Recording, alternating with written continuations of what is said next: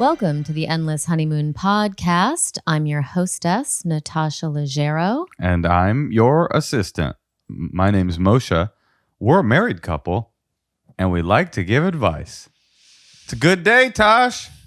Yeah, there was a rainbow today. There were parades. Yes, we were celebrating a great bargain that I received at my favorite pants store. I bought a pair of pants on sale, and they didn't fit. They didn't accept returns, but I agreed to buy a pair of pants at a higher price point if they would give me a store credit. And I like them. The best part is you cornered me and you were like, I need to talk to you about something. Hey. I was like in the middle of something, and then you're like, it's not important, but I need to talk to you about something. And you were like, okay, I bought these pants and they're offering me. I mean, Natasha. You're really serious about clothes. It's cute. You know what else I'm serious about? Democracy. It's Saturday night. Today's the day that we found out that we are no longer having to have lies shouted at us on a daily basis that don't make any sense. Candidate lost and mine won, and we're like a real odd couple in that way. But Natasha, how you feeling? Oh, I feel great. Moshe and I, we were in Malibu because I said enough with the camping. You're taking me to a beach house. She said it like that too. She said it like a Everyone Loves Raymond character. She said, enough with the camping. I was like, we're going to Malibu. I want to stay in an actual house for a few nights we and stayed not at an be Airbnb camping. During the election, which ended up being a mind-screechingly long process. Yeah. So there were some ups, some downs. Yeah, it was pretty stressful. But yeah, and then we drove home today as soon as we found out, and we decided to take the long way so we could. We were going to try to find revelers. And we found some. Found some revelers. People were just screaming. It was like so emotional. Well, just so you know, Malibu is about an hour away from our house in LA. We live at 272 Northbrook Road in Los Angeles, in Hollywood, 90042, apartment 7. So if you're ever in town you like Natasha, you like the cut of her jib at all, come on by. We'll throw you out a pair of panties and you can sniff them. Anyway, but it's an hour. It's an hour drive. And Natasha was like, let's take the long way. I want to see some fucking revelers. We were playing like fun music and screaming out the window. We were being the honkies. Baby was like quiet. We're being classic honkies. We were honking the whole way home. And then about 20 minutes in, Natasha was like, uh-oh. Now, keep in mind, Natasha and I haven't done stand-up in almost a year. And our home club here in Los Angeles, a place that we perform more than anywhere else, Natasha has a long history there. I've got a pretty long history there. We both have our names written on the wall, is the Comedy Store, the world famous Comedy Store. Neither of us were featured in the recent documentary about it. So that's how in there we are.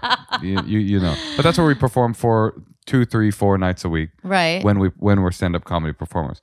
About 20 minutes into the long way, Natasha's like, I think we made a mistake. I had to pee. She had to pee bad. And then she said, I have to pee. And so our daughter, who's super impressionable, was like, you know what? I got to pee also. Well, also having to pee during COVID, you're like, because I was like looking for a cup. Mm-hmm. Like I would rather humiliate myself and pee in a cup during COVID than like walk into a Denny's bathroom and maybe get it. I don't think I could keep seeing you if you peed in a cup in front of me. See, I knew you would think that, but I would totally do that. You would pee in a cup in front of me? I would ask you to move to like turn around. Turn around. It's my car.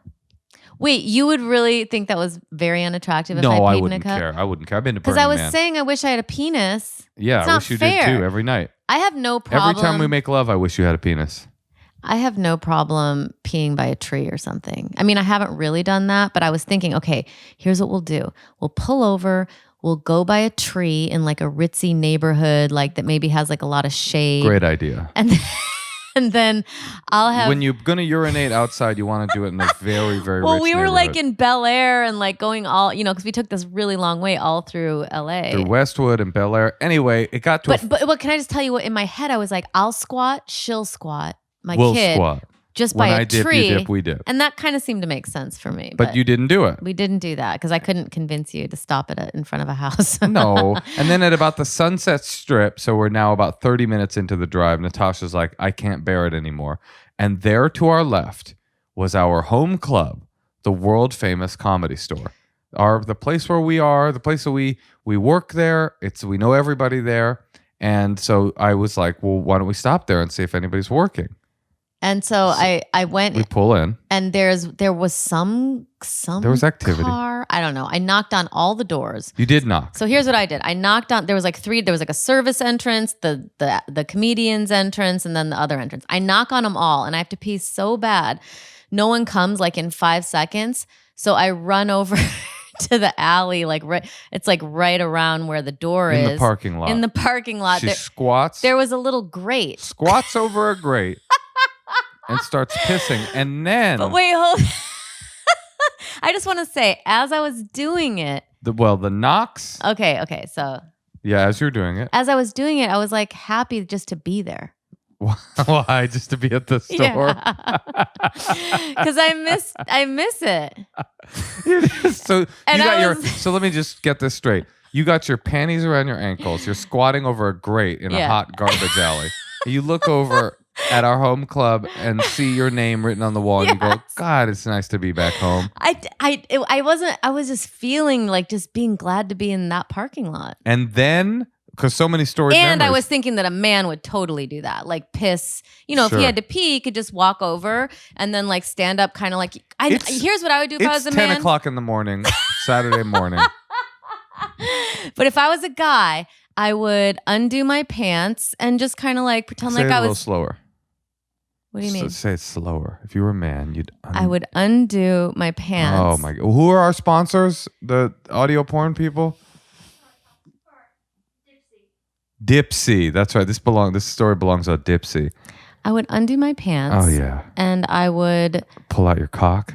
But I would just pretend like I was looking at something. Oh yeah. Women can't do that. We have to like humiliate ourselves on the floor. Well, listen, you got your way. There's a female vice president. Anyway, she's squatting, having a nostalgic memory of every comedy store set she's ever done.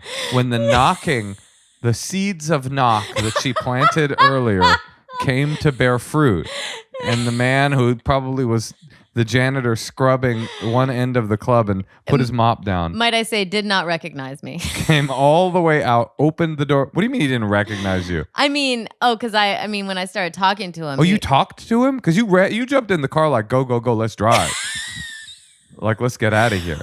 Well, I was peeing. So what happened? And it was getting oh my God, this is so hot. On my legs a little bit. I was regretting it. And I also. Hot splash. I also didn't finish the you pee. Didn't come? I didn't finish the pee. Okay, you So stopped. it was like one of those like Mid-pee. half pees. Half a pee. Because he came out. And then I like. The janitor comes out. He pops out the service entrance. But there was like the smallest bit of like space for me to see that he was there. So then I pulled up my pants. I ran out. I think my butt was still showing. Like, and I was like, "Hi, can I use the bathroom?" What did he say? He's like, "Oh no. We're." He was just like, he made it sound like. Wait, did you say I'm a comedian here? No. Because you were all flustered from getting busted from pissing in their public property. Of course you couldn't use a bathroom. You were just some person. And of course the janitor didn't recognize you. What do you think? He's a big podcast fan? He clearly thought he was like a nice guy, and he clearly thought I was just like wandering around Hollywood Boulevard trying to find a bathroom. Why would he think otherwise? All you had to do is point at your name and say, well, that's me. because I thought like maybe the person would like know comedians or something. The janitor? Well, no, or I thought maybe the janitor, it wouldn't be a janitor. Maybe it would be someone like a comedian, so I just wasn't sure. Anyway. But this was like a 60-year-old Latino guy, and he did not know who you were. Yeah, I'm not surprised. But anyway, so you should have been like, I'm a Comedy Store comic. And he'd be like, oh, were you in the doc? And you'd be like, oh, no, I wasn't. And he'd be like, sorry, it's doc only on Saturday afternoons. Well, you know what? I got to say, I had a blast doing it. Oh, you blasted. You blasted, all right. Then we drove home and we went to a corner. And we danced on a corner for a while, feeling a great deal of relief. And then in my neighborhood, there was a gigantic, insane, like celebration happening. So I rode my bike down there, and I was kind of like, I was standing to the side watching everybody, and I had a really emotional experience just watching everybody kind of go off. Like they were so excited, and I had this thought, like I know the neighborhood and I know these people. I was like, was a trip because I was like, these people are all Bernie voters, actually. I'm sure they voted for Bernie in the primary, and here they are like celebrating this. And I almost for 1 second, then there were like hippies and hipsters with American flags, which I don't love an American flag. It's a big time deal breaker for me if a woman says I'm a patriot. I'm out the other. You know what I mean? But for a second, I had like a little feeling of like maybe democracy is pretty cool. I was so touched by the thing. I texted Natasha, who had stayed home. I was like, you got to come down here and see this. Like, I was just feeling really emotional about the whole thing. And Natasha got in the car, packed the baby up, put her in the back seat. Everybody's like cheering, positive energy, good vibes, really cool. People are in the streets like cheering every car that drives by. Natasha gets there, doesn't even want to come.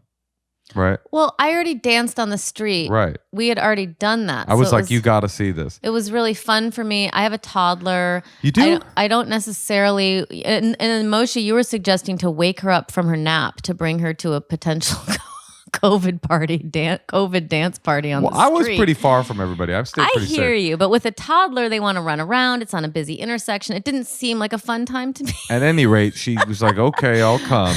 She jumped in the car. She drove all the way down to where this little thing was. And it was like a drive-through almost. It was like a drive-through car wash kind of people screaming. So you could drive through COVID safe. I jump in the car with her. And truly when we get like my bike is still parked somewhere. Right. When we get to the point when we get to the point of no return, we can't turn around. I'm like, this is really beautiful. Look, there's like a drunk gutter punk who stopped traffic and won't move. He gets into a fist fight. The baby starts screaming. Traffic starts closing in on us. Everyone's screaming, fuck Donald Trump. Moshe's having to stand up on top of the car to see what's going on. At any rate. It was like I was at some kind of Mardi Gras. Like it felt like Mardi Gras like at 4 a.m. and I'm driving a car through it. Well, but but you know what? They deserve it. People haven't been that's the thing. It's like there's so much pent up angst. There hasn't been good news in what feels like a very long time. Yeah. And so at any rate, today was a good day. Our guy won. But if you're a Trump voter and you listen to the podcast, I would like you to call in.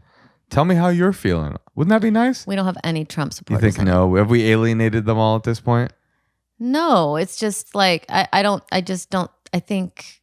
bet you're wrong. I think things are a little more divided than that. Then what? They can't log on to apple.co/endless honeymoon and listen to some funny advice? I don't know. You did. I don't think there's one out there. All right, well, prove us wrong.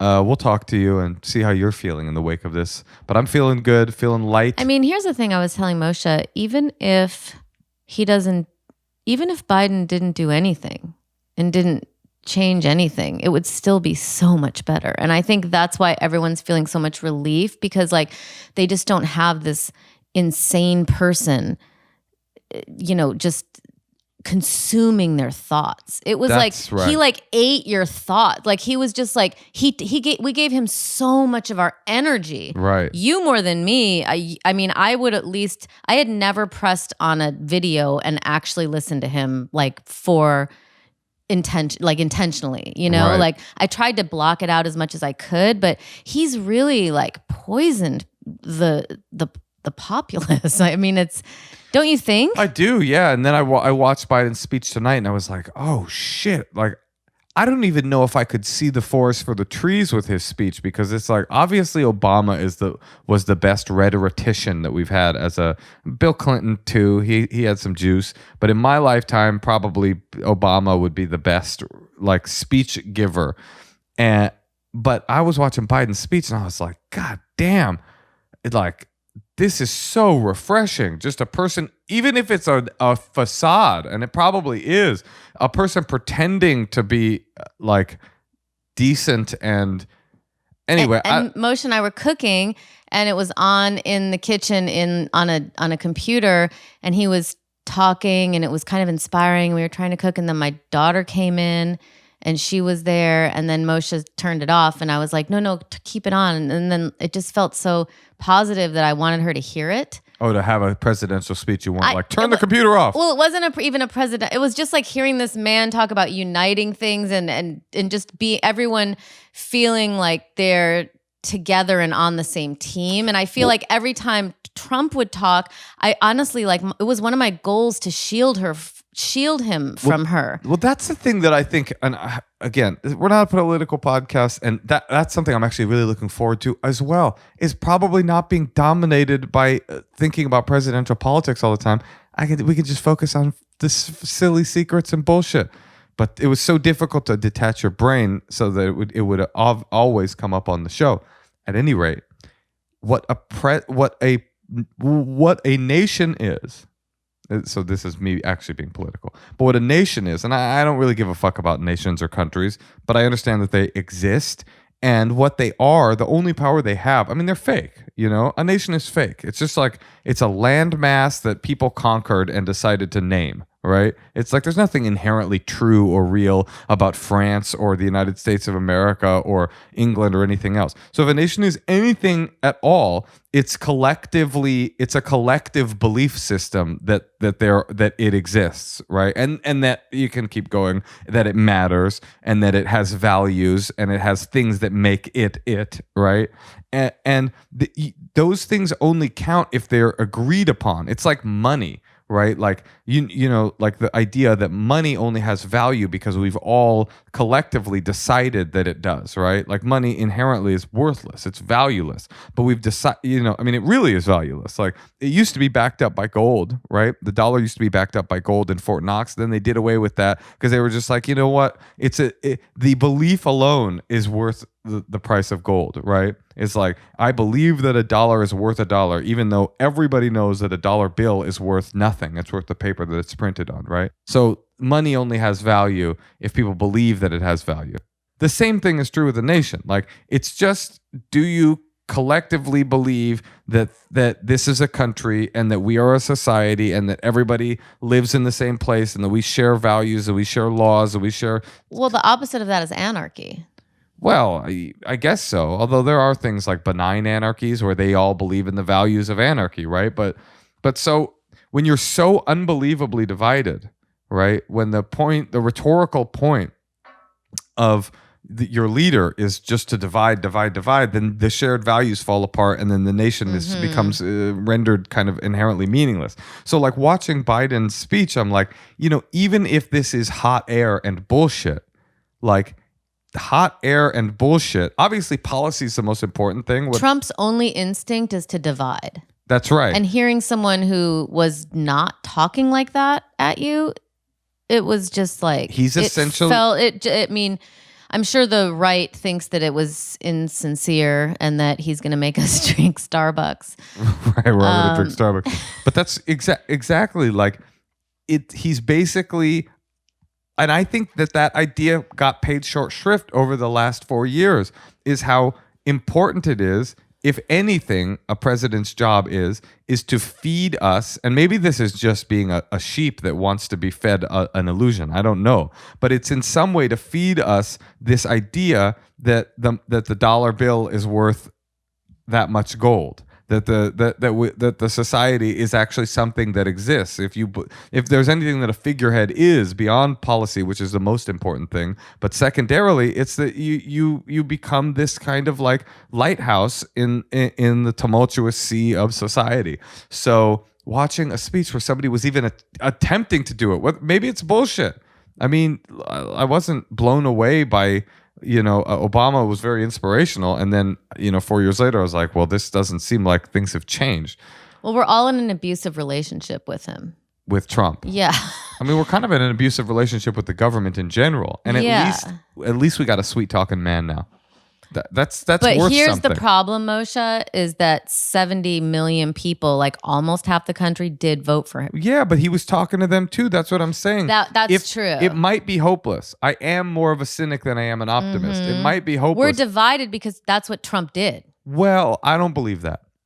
I believe Trump is not the cause. He's a symptom. He definitely, accelerated it. Yeah, he crystallized a thing that had been sort of bubbling under the surface for a long time. I mean, what do people say? Like somebody was saying on the news the other day, like there's nothing unique about the problems in this country. What's unique about this country is our inability to face them and take responsibility for them. We just won't look the ugliness of our country in the eye. We choose instead to say, like, we're the greatest, even though half the people hate half the country. How can you be the greatest if 50% of the people hate each other and you've never dealt with the underlying cause of the chaos in your society? So what's unique about America is not our problems, but it's our unwillingness to face them.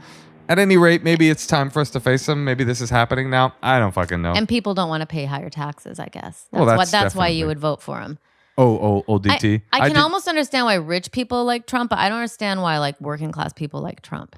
He was like literally coming back from a golf course today to find out that he lost the presidency. Like, he's not working for us. Like, how can you possibly think that he is? Like, it guess, makes no sense if unless you're like really rich and you're like, well, I don't want to pay more taxes. No, I hear what you're saying. I mean, I'm not saying you should do that, but I guess at least that's understandable. I guess what I think probably it is that the thing I was just describing, which like I'm sure some people are rolling their eyes even listening to that, because like what I'm basically describing is a president like bullshitting and saying everything is okay, right? Which is like what this documentary HyperNormalization was all about, which is a society. It's so good, I recommend it highly. But it's a society. HyperNormalization. It's on YouTube and you can watch it. It's long, and I will give you a bottle of truffle hot sauce if you can get through it in one sitting. Only one bottle available. Some exceptions do apply. But it's basically, its premise is that society is essentially ungovernable. Society is inherently chaos. There is no way to keep society under order and not just spiral into cycles of injustice and economic stratification and a subjugation of the poor. And the society, and the job of government in society is to essentially create an unbelievably elaborate piece of theater to make the people believe that everything's okay. And it's not okay. They know it's not okay, and they're just there. Like, I guess it's funny because that's the negative version of what I was just describing in a positive way.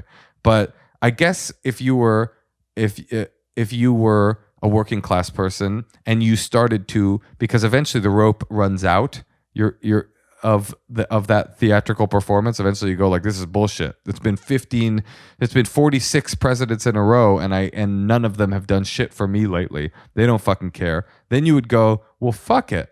Like, I know that everybody's saying everything's going to be all right is bullshit.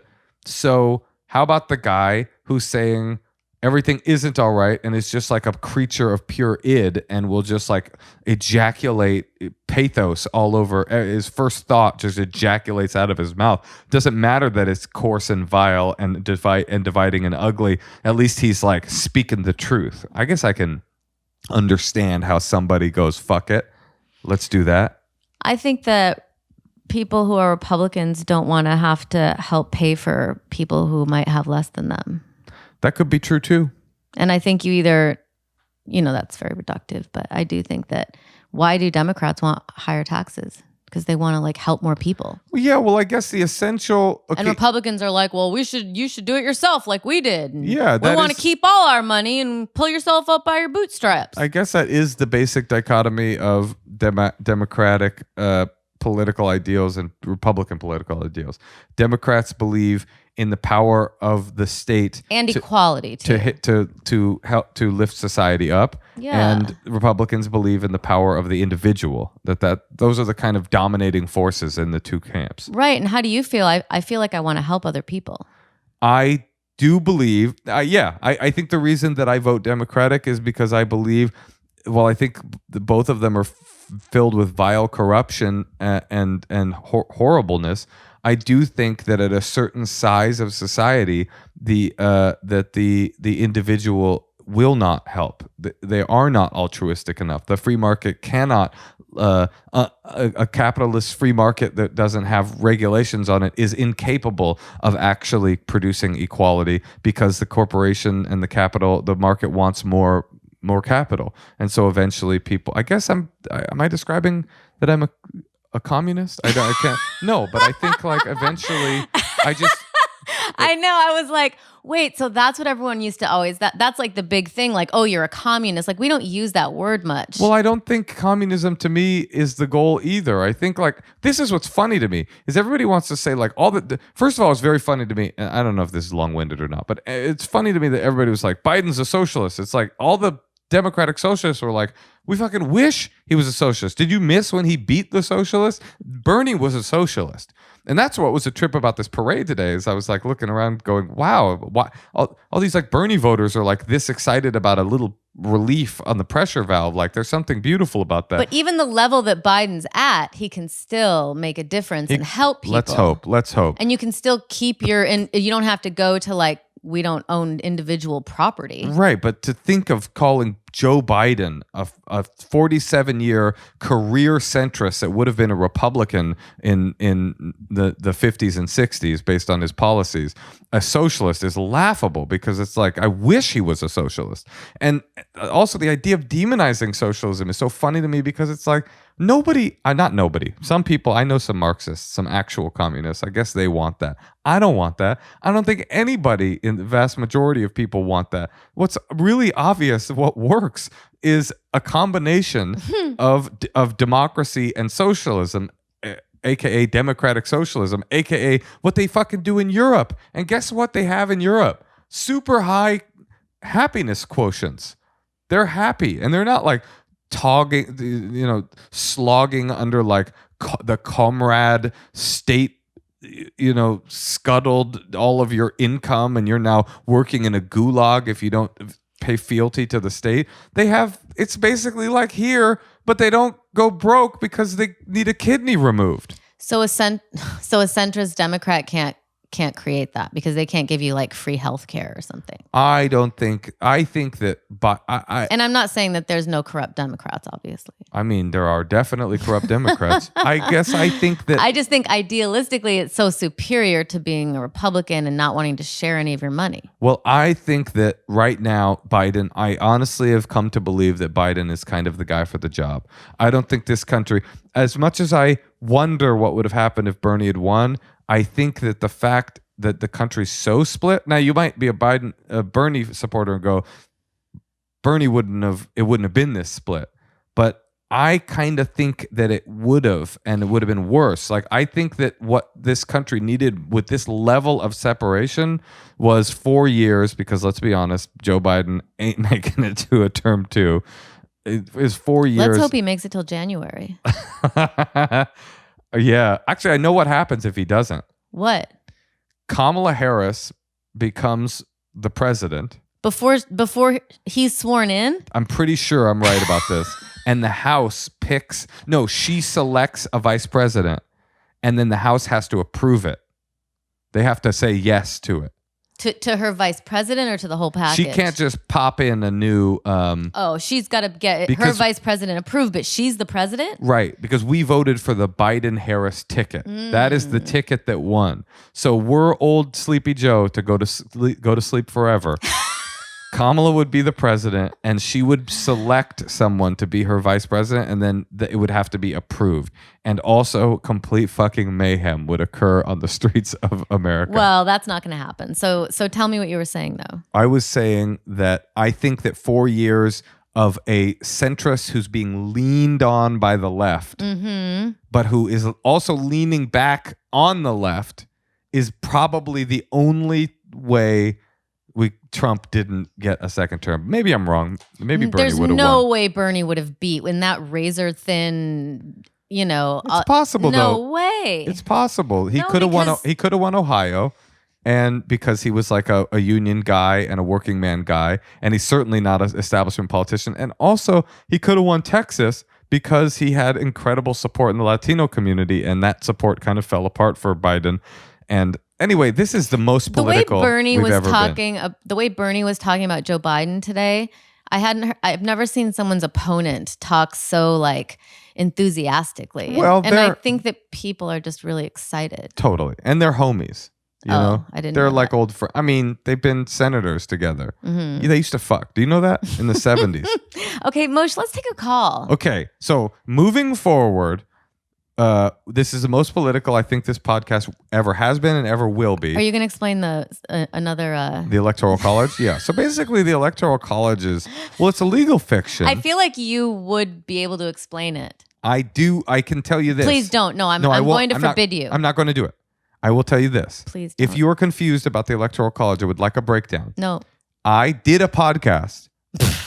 It's called the Hound Tall Discussion Series. That's true. That's a great and podcast. it was done in front of a live audience, so I haven't done it since COVID shut down. I don't know if I'll ever do it again. But there is an episode called the Electoral College where it's me, Baron Vaughn, James Adomian, and Dave Anthony, and my friend who's he's one of my brother's best friends, Professor David Henken from UC Berkeley's American History Department, comes on and breaks the whole thing down. And it's so much more fucked up than you could imagine. It's so much more based on racism and based on slave owners, and it's so crazy. You got to listen to the podcast. Listen to it, and you'll understand it. I didn't understand it till I did the podcast. And with that, I will say, yeah? let's take a call. Okay, let's call Alyssa in Queens. Hi, Alyssa. Hi. Hi, Hey. can you see us? Yes, I can. Thanks for staying up with us. I know it's late in Queensbridge. Where are you in Queens? She's in Queens. I'm in Queens. I'm on Rockaway Beach. Look at you. Fancy. Are you a surfer? My boyfriend is. All right. Can you put him on? He's at work. He's at work. It's 1:30 in the morning where you are. What does he do? Alyssa, does your boyfriend like look out at the sea longingly, like he really wants to like surf it? That's what Moshe Yeah. does all the time. It's so weird. It's not weird. We have loves. That's the problem with you ladies is that we have other loves and you feel jealous of our lover, the sea. Yeah. He just stares at. He's like, look at the waves. I was like, all right, just go. But he's a firefighter, so he has like a crazy schedule. So I was like, okay, today works. I can talk in peace. And oh my god, I'm so nervous. I'm so glad I'm talking. Well, to you you're guys. nervous, but you've managed to drop 2 huge brags in the first 5 minutes. You live on the beach and you've got a firefighter boyfriend, so you're doing okay so far. So what's going on? How are you feeling excited that Joe Biden is the president? Yes. Or are you a Trump supporter? We're trying to see if we have any Trump supporters. Oh my god, no, definitely not. And also, I just moved here, so I'm glad that my neighborhood was like cheering, and I was like, okay, I can get along with my neighbors. I was like, people were like screaming, and I was like, okay, yeah, but no, not a Trump That supporter. is a very funny idea to move to a brand new neighborhood on inauguration day, and you're like, are people happy or are they really mad right now?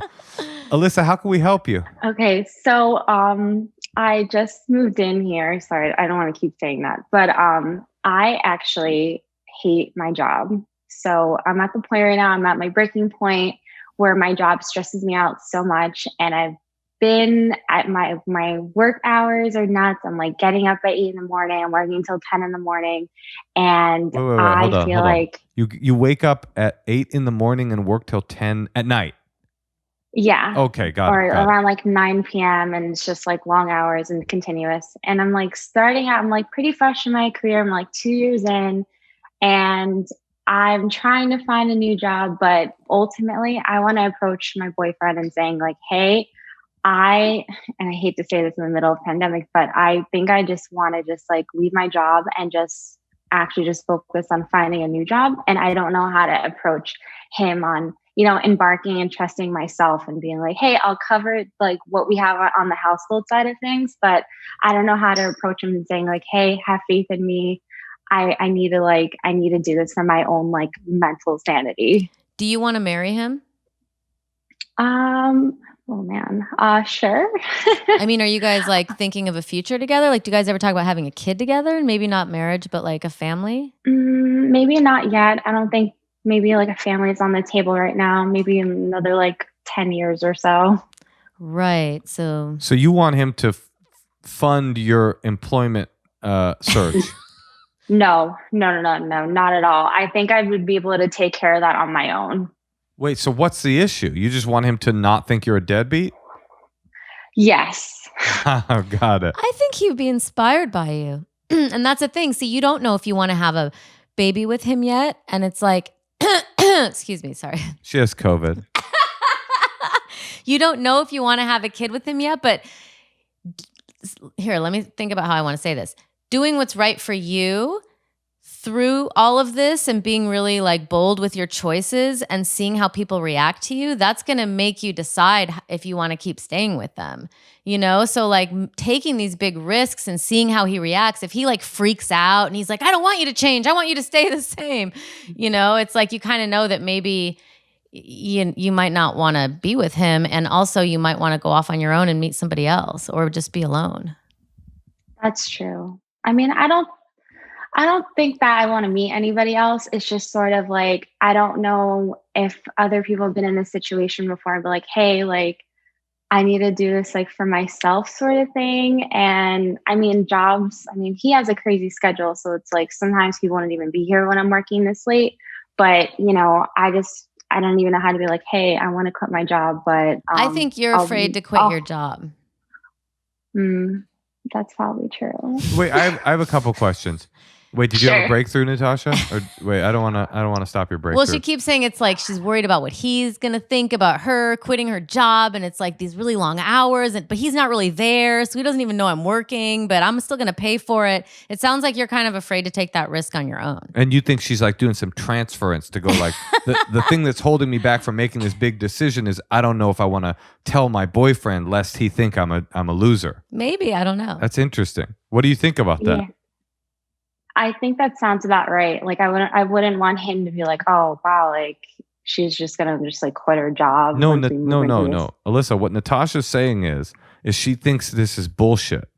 She thinks actually you're afraid to quit your job. You're afraid to make this big decision, and you're making up this story in your head that like the reason you're not quite doing it yet is because you don't want him to judge you. But in fact, like, you could just do it and you're scared. And so you how's that sound? Is that resonating? Yeah, this is really hitting home. Mm-hmm. Natasha, you made a big breakthrough. I mean, because I'm with Natasha, like, I think your boyfriend will, how long you guys been together? 1.5 years. And you live together? Yes. Oh, it's New York. You guys have to move together for financial reasons on the second date, right? Yeah. But like you guys aren't, it doesn't sound like you're so serious that it would even, like, if Natasha wanted to quit her job, I'd be like, dude, that's not acceptable. Like, you got to break this down for me because we got a lot riding on, like, financially. But like, you guys aren't even serious enough where he would even have input really on that. Like, if you were to, at a year in, if you were to say, hey, I'm going to try a new career, like, why would he have input? Like, why would he? I don't get it. And Natasha's right. He's going to be impressed by you because it sounds like he's a kind of a deadbeat too. He's just some firefighter from New York. You know what I mean? Just some FDNY guy, you know? Like, he's going to be like, wow, you're going to get a real job. I'd have been bumming around in the fire station all these years.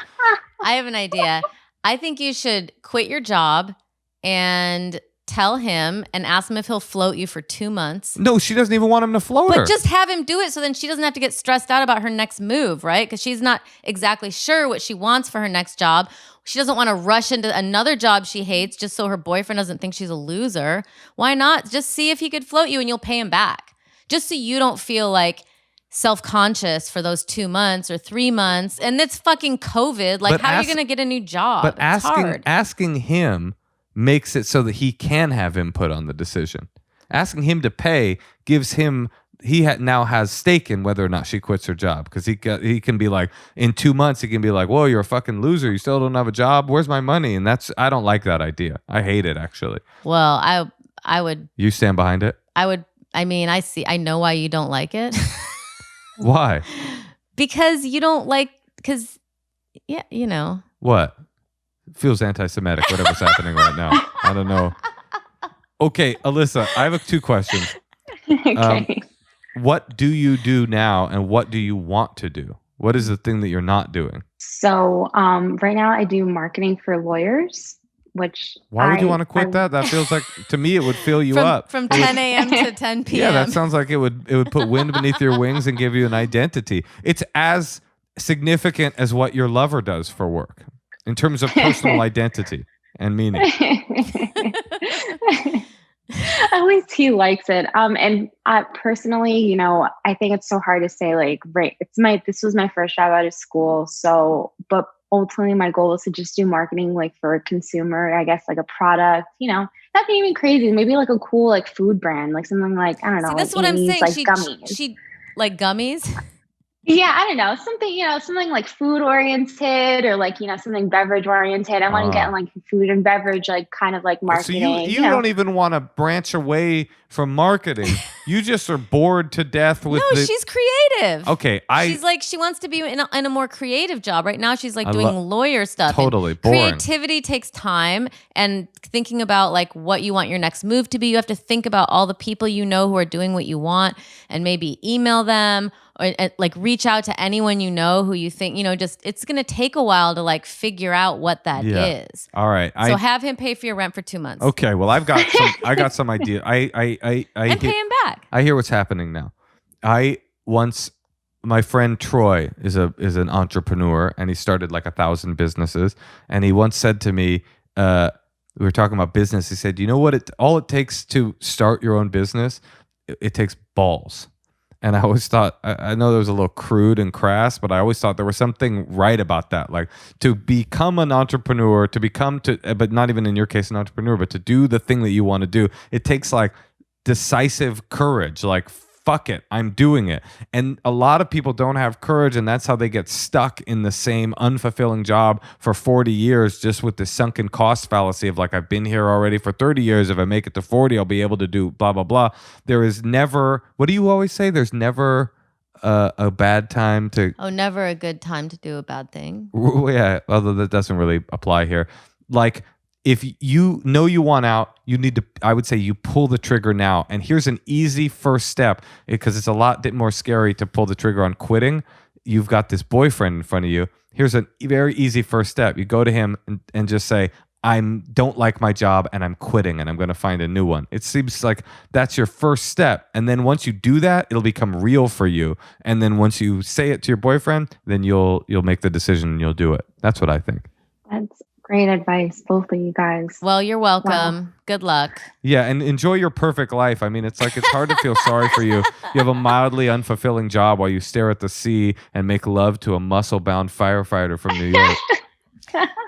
Okay, well, he's lucky to have you, and have fun. Yeah, good luck out there. Thank you both. Yeah, thanks for staying up with us. Bye. Bye. Yeah, that's what I think. I think so many people... But it's hard. It's easy to say, like, you know, just do it. But it's like, okay, well, how do I get a new job? I mean, it seems like that would be so hard. That's what I was saying about Troy. Troy's thing, because that's what starting a business is. Starting a business is truly like cutting all of the ties, putting all of your eggs into a basket and saying, I'm going to see if this works. Mm-hmm. And sometimes it doesn't work. But like with comedy, when I moved to LA, I was so scared of moving down here. I didn't want to move here. I was so comfortable in the Bay Area. I had a good job. I had friends everywhere, people that I'd grown up with. I was so comfortable. But then I just had this realization, like I would rather try and fail than never try and feel like a failure for the rest of my life. Mm-hmm. Just know that I never even gave it a shot. And so that's what got me to move. And then something else somebody once said to me, I should have said this to her, when I was moving down here, I was all nervous about moving, and this girl said to me, I think her name was Gia, not that matters. She said, you know, you can always move back, right? And that took away all of my anxiety about making this big leap of faith, because I was like, yeah, right. Nothing's permanent. Even the huge swing you take isn't permanent. Well, it could cost you all your money. Yeah, but you can then get a different job. You know, it's like, it's not like the marketing of lawyers is going to go away. What if you have a family? Well, she doesn't. Right. That's why it's when you're young is the time to take swings like that. That's because true. When you're old, you're either in a good position like us, where you chased your dreams and things worked out for you, or you are kind of, or you're happy with what you're doing, or you're stuck a little bit because you've got bills and a family and a spouse that depends on you. You know what I mean? So that's why you do these kinds of things when you're young. That's what, I believe strongly in taking a swing. What did Joseph Campbell say? Follow your bliss. Mm-hmm. Her bliss is gummies. Should we listen to some secrets? Yeah. Hi, y'all. Love the podcast. My secret is that I accidentally fucked a libertarian. So I had been sexting with this guy from one of the dating apps, and I had every intention of doing, a socially distant date, but instead just invited him over, and we fucked immediately, and then afterwards, turns out he is a libertarian and thinks that women's brains are smaller. Now, the worst part is I'd already realized I never was going to speak to this man again. So I fucked him again. All right. Thanks, guys. Yeah, don't fuck libertarians. Wait, libertarians believe that women's brains... No, that's not part of it. He was an asshole. Oh, the libertarian okay. was the least of your words. So what's the worst part about... I don't really understand what a libertarian is. It's connected to what we were talking about earlier. Now, if you think Republicans are like the individual and the Democrats are like the society, the libertarian is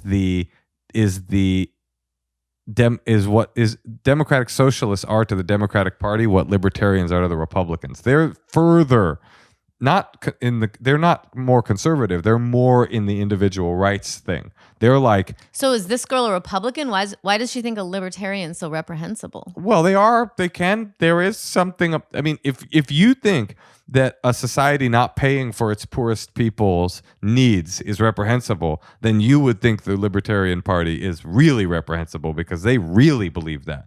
They believe like cut all of the ties, government teeny tiny, only the most functional like military. Wait, so they're more conservative than Republicans? I wouldn't call them more conservatives. They believe more in the individual. I see. They don't want to help at all. Zero. No help, no taxes, no government funded. Government is a little like teeny tiny p, and the market and the individual does everything. I mean, the government does nothing. I mean, they would take away public funding of roads, some of them. They would take away public funding of schools. No public school, no public roads, let the market figure it all out. Actually, I just saw this comedian, Yanis Pappas, a New York comedian.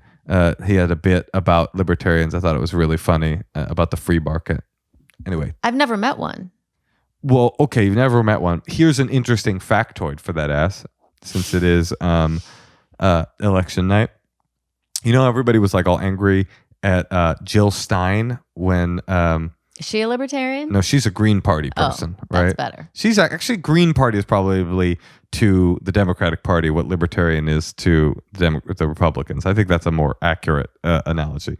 But remember when people were all angry at Jill Stein because she took some votes away from Gore, I think, right, in 2000, and they were like, no, that was Hillary. And they were mad at Bernie about Hillary, I think. But anyway, whatever. People were mad about Jill Stein. Anyway, they were like looking at the margins.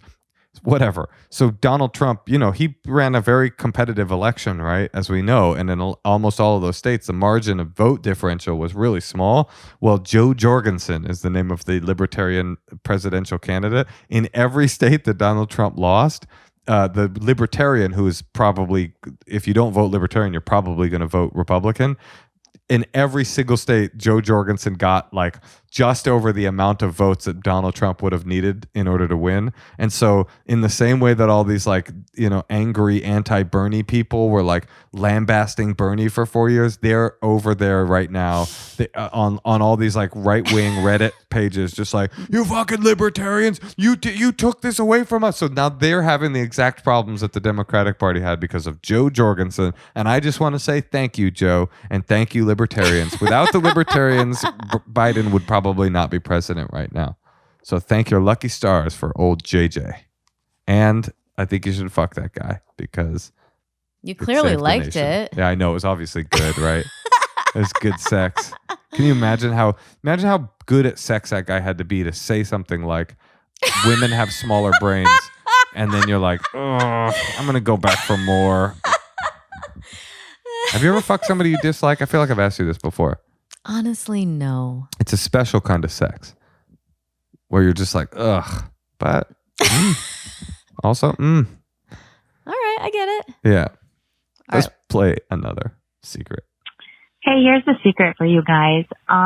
In the summer I was exposed to somebody with COVID, so I had to go into a self-quarantine, like alone in my room. Now, I have a husband who has a job outside the house, thank God, and I have 4 children, so it was an awesome mini vacation for me.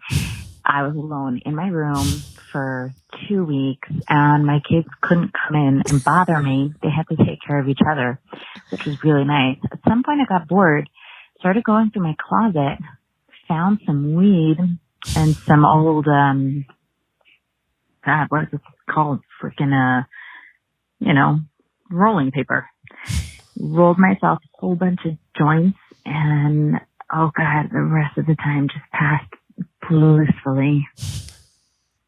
Did she say she had COVID? I wasn't clear. So For 2 weeks, she just didn't talk to her family. and just was chilling out, blowing, smoking weed in her closet. yeah, just blowing trees and it's a funny I idea. love She's like, it. I may have this lung infection, but until I find some evidence, I'm gonna just smoke. I do think COVID is giving us some good memories. That's going to be a great memory. A COVID memory. The 2 weeks, I mean, obviously it's given us, horrible deaths, but what I'm saying is if you try to look at the bright side of those deaths. No, deaths aside, obviously that's awful. But I'm saying all of us going through it, quarantine, not being able to see people. There have been some. I feel like we're being able to create some memories. That's real. I mean, I can't disagree with you. I mean, even if they're bad sometimes. Well, that's what I said. Well, I don't know if I mentioned this on the podcast before, Laura, if I did, cut this out.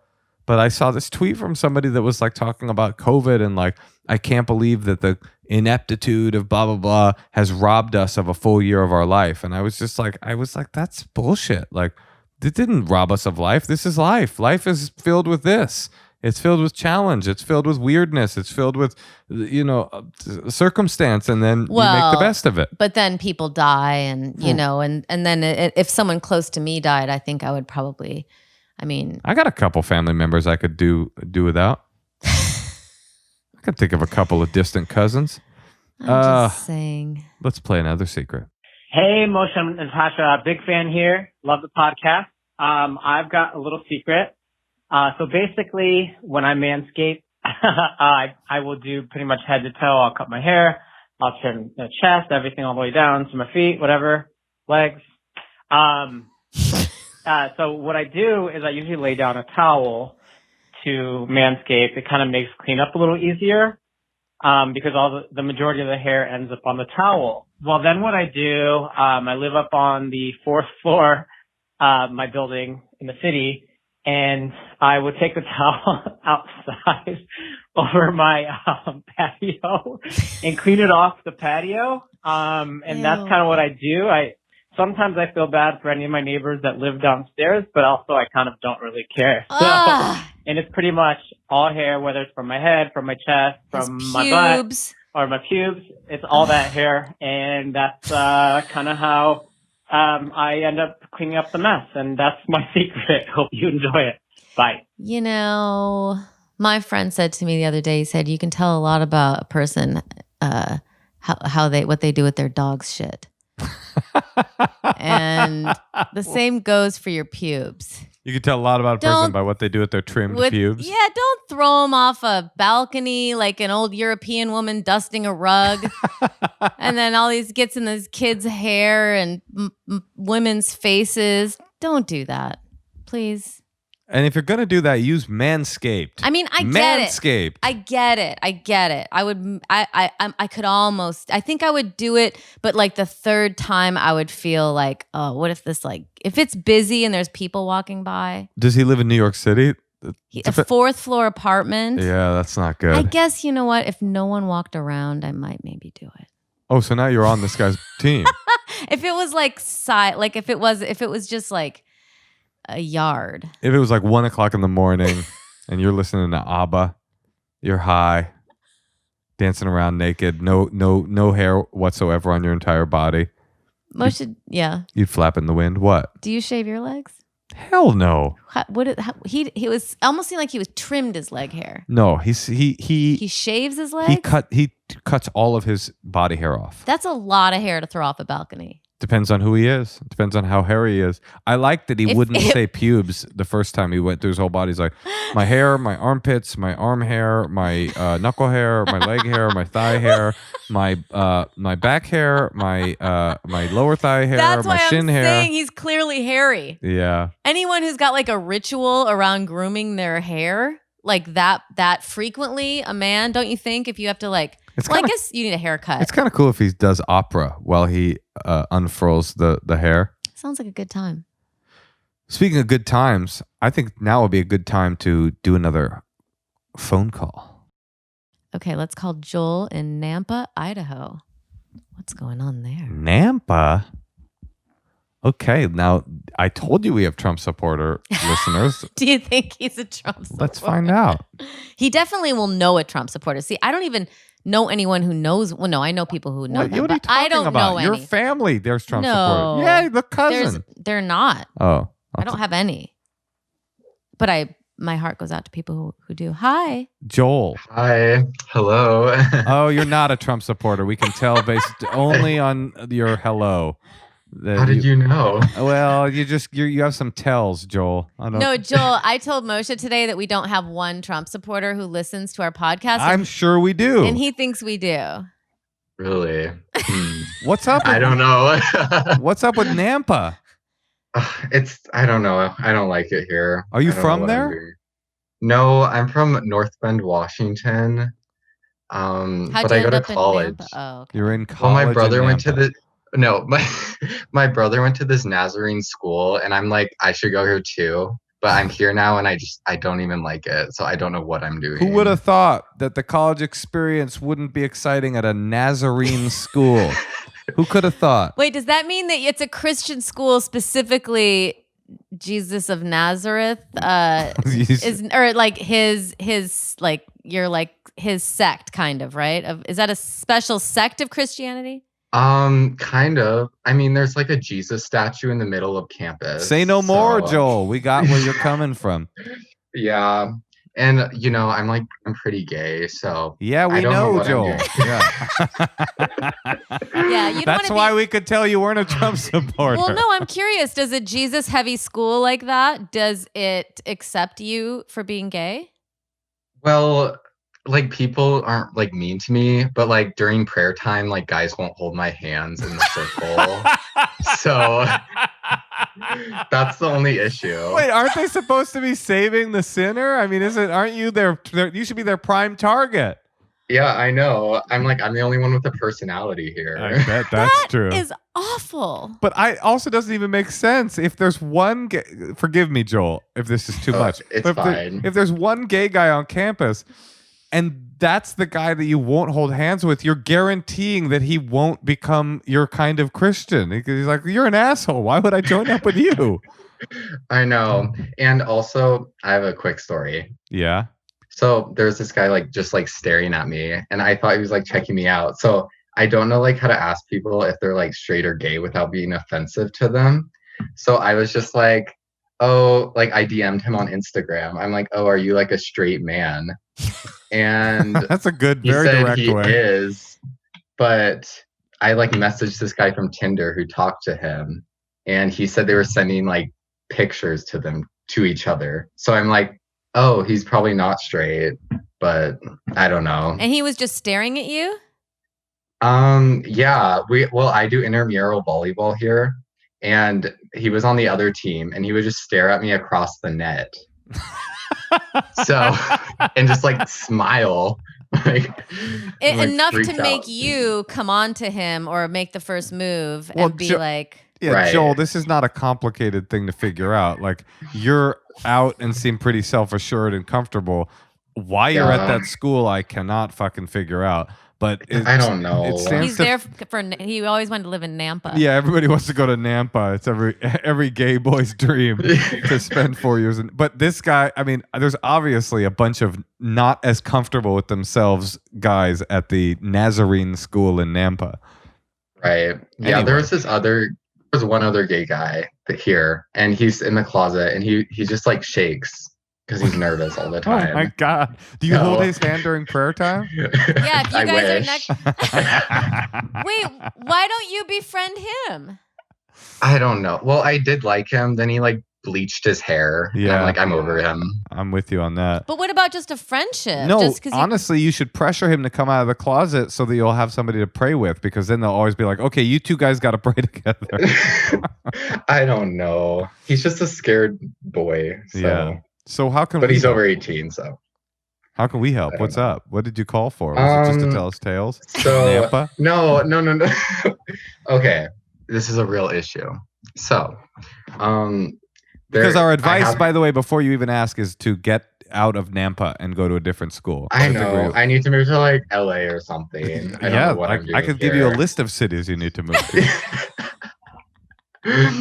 Yeah, I mean, I don't know. I kind of try to like convince myself I like it here, but I'm just not a fan. Okay, so tell us what happened. Okay, so I have this math lab class with this one professor, and her son is gay. And one day in class, it was really weird. She like had him bring her Chick-fil-A. So like in the middle of class, she was just like chowing down on Chick-fil-A in the corner. And I'm like, aren't you supposed to be teaching us? But besides that, I found out like her son is gay because she had us take a class at her house, which is super weird. But her son was just kind of like staring at me, and I was just staring at him from across the room.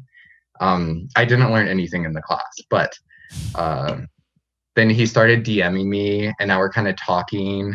But his mom doesn't really like gay people, and like I'm her student, so I'm like, I have no idea how to like what to do, you know? Because what if like she finds out somehow that we're like, I feel like you need to get out of a city that doesn't accept I told you you. this was going to be our advice. Didn't I tell you before you I even mean, asked? Idaho's not that bad. No, Idaho's beautiful. Definitely, it's a gorgeous place. But like you It's only the know 3 gay people, and like they're all connected to people who hate gay people. Yeah, Joel, it's not Yeah. Idaho. It's the combination of Idaho and Christian school that we're having a hard time with over here. I know. Where your only option is the shaking closet case or your professor's son who delivers Chick-fil-A, the most anti-gay fast food available. You're right. And I went to a Christian high school and a Christian middle school, so I need to get out of like. Are there this any cycle. Christian schools in Manhattan? Yeah, there are. That's the other crazy thing. There are Christian schools. You could have been doing this in the big city. I've never been there, so. Why do you want to maybe I go need to a Christian school? It's what you're used to, huh? Well, I was like, it's small. What's and your I was major? also- What's your major? Well, I was in nursing school, but I failed out, so now I'm in elementary education. You seem so disappointed. He's like, in I yourself. couldn't be a nurse, so now I guess I'm going to teach your children. No, the professors were so mean. Like, one of them told me I had like brain issues, like because I wasn't doing well on the tests. Wait, Joel, So- what year are you? I'm a junior. Can't you transfer? I guess it's almost over, huh? Yeah, I'm just like waiting for it to be over. I'm Wait. like, maybe they said I could transfer to another Nazarene school. I'm like, wow, that's a great idea. Where are the other Nazarene schools? There's one in Chicago. Fucking immediate move. I what? know. I'm thinking about it. What are you thinking about? There are 2 gay people you've described, and neither of them are viable options. And your professors think you have brain issues, and your other students won't pray with you. And they won't hold your hand. They won't hold Yeah, your hand. Get out. They won't hold my hand during prayer time. Yes, Well, move they're to Like, I'm they're so upset. ostracized. Well, but they're ostracizing you. It's not that they won't hold your hand. It's that they're making you feel like you don't belong. But you want that Right. degree. But hold Right. on. I Or have a maybe they question. didn't want to get turned on. I don't That- know. well, of I like course, that. but- Yeah. but- What's your question, Natasha? Sorry. I think that you seem extremely passionate about elementary education. It's my favorite. maybe, because you did just flunk out of something, like maybe you should re-examine, like, did you really want to do that? Because maybe in a different program, you wouldn't flunk out, if that was something that you still want to explore. I don't know. I just feel like if you get into a more accepting environment and where you have like a better situation, like all of your energy isn't consumed with like DMing people and they stared at you, and it's like having to like come on to people, looking through Idaho pines to see if somebody's looking back. But then so much of your energy won't be consumed with that, and then maybe you can like take some time and like maybe it is a Nazarene school, but maybe it's something else, and maybe you have a friend who goes somewhere that they really like, or you've heard of a city, or I don't know, like I'm sure it's nice to have, like, your brother was there, so I totally understand wanting to go where someone else went. I mean, that's a scary thing, going away to go to college. I went to Illinois State University. I drove 4 hours, south and from my hometown, and I didn't know anybody, and it was scary. Wait, I have a question. I have a few questions, but I think you're onto something really smart, which is that you being consumed with how weird the environment is probably connected to why school isn't like knocking out of the park for you. I mean, you have brain issues. It's like, yeah, duh. Like, of course I think you have brain issues. Like, also, that's not something you say to someone unless you are a doctor. I know. It's just, it's all this weird culture you're in. But wait. And you literally have a brain issue. Can you do like a senior year abroad? Is that an option? Yeah, I can for one semester. That's not going to help him focus. He's just going to like get on Tinder and never get off. In Europe, yeah, go to Amsterdam. How did you know? Well, I mean, I don't know. Like, even in the nursing program, they're like, oh, like 50% of our students struggle with depression. And then they're so rude to us. I'm like, I wonder why. That's because of you. Yeah. Wait, okay. Our advice is hard, though, because it requires uprooting yourself. And your advice is the hardest, which is leave the Nazarene school that he's almost graduated from. So that's why I'm trying to think, is there another... He didn't almost graduate. He doesn't even know what his... He just...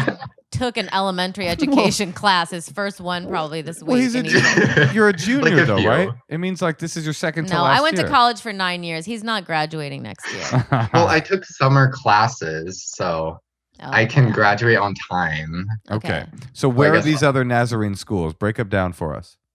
There's one in California somewhere. Where? That's all I know. Just California somewhere. We have parts of California that are Idaho, just so you know. Well, it's called Point Loma. Where's that? San Diego. That's San Diego? Yeah. Okay, where else? So we got Chicago, San Diego. Give us one more and then we'll tell you. That's all I know. Okay. San Diego. Wait. Now, where could you go abroad? I think Costa Rica. My brother went there. Okay, enough. Follow your brother's footsteps.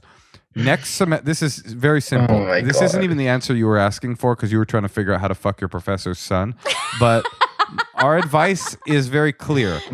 In your senior year, go to Costa Rica for a semester and then graduate from the Nazarene school in San Diego. There's a great gay scene in San Diego. It really is. There's a whole part of town that is the gay part of town, and it's awesome, and everybody loves it.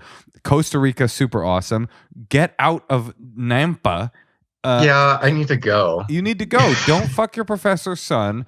Get out of Nampa. Find some Costa Rican boys, find some San Diegan boys, and then find yourself at the end of it all. And you might want to think about where you see yourself in 5 years. Maybe move there and finish there, or start all over there, because if you're going to graduate in a year. And if you have to fuck the professor's son, just wait until your class is done and then DM him and, have as much fun as you want. Where are you from?